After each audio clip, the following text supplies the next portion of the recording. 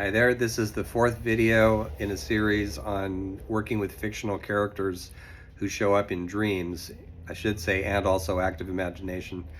And I'm using examples from writing my novel Soul Mapper. So we were talking about my character Lucas and active imagination and other characters too. So I want to give you an example of when characters tell you things that surprise you. I should mention too that, or remind you that Lucas was a character who was showing up in my dreams before I realized I was going to write this novel. So one of the things that he told me that surprised me had to do with his personal myth. This is a topic that I've been writing about and teaching in class and doing workshops about for some years now. And it comes from Jung's idea that we come into a particular life myth, that our lives have a mythic background. A specific one. And so in a letter to Paul Schmidt, a friend of his, Jung mentions that he relates to the character Faust out of Germanic folklore. And if you look at, if you parallel things that happened in Jung's life with the Faust story, especially as retold by Goethe, the parallels are really uncanny. So I've written a number of them in my book on personal myth. It's called Storied Lives, and I also did a class on personal myth for a Jung platform. And it's all about how do we discover what myth we're in and what do we do next. And so naturally, since I'm writing a novel, wrote a novel, I was wondering, I wonder what my protagonist's personal myth is. And I left it open. I thought he should tell me. So I wrote a good chunk of the novel, and I was out walking one day doing active imagination with him. And I can't remember who brought it up. I think I might have. But in any case, and this was several months ago, so I don't quite remember.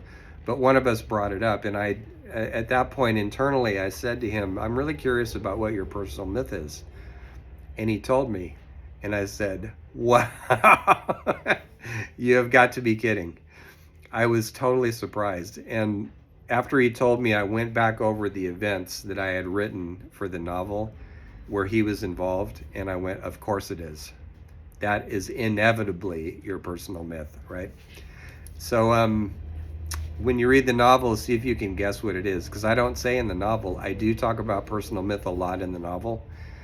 And there's even a scene where he's confronted by his, but I don't say what the myth is. So see if you can guess.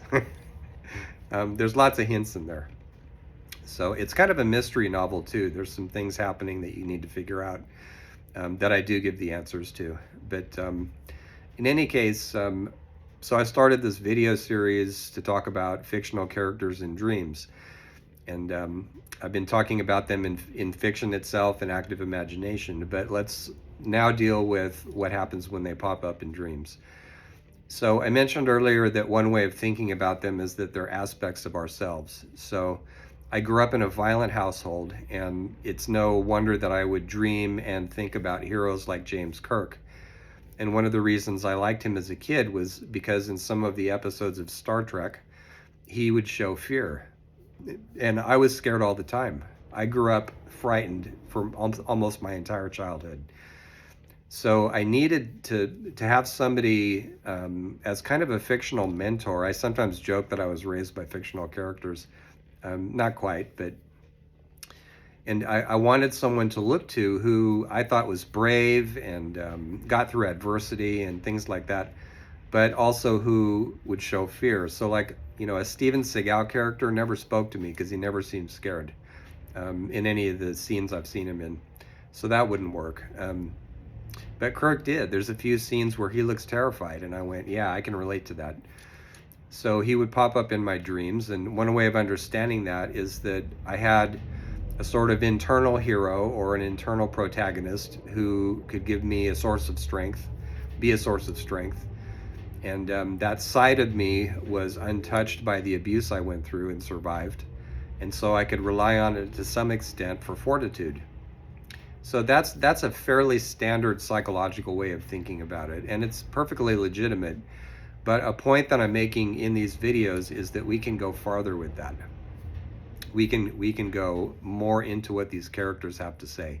So more about that in the next video. Thanks.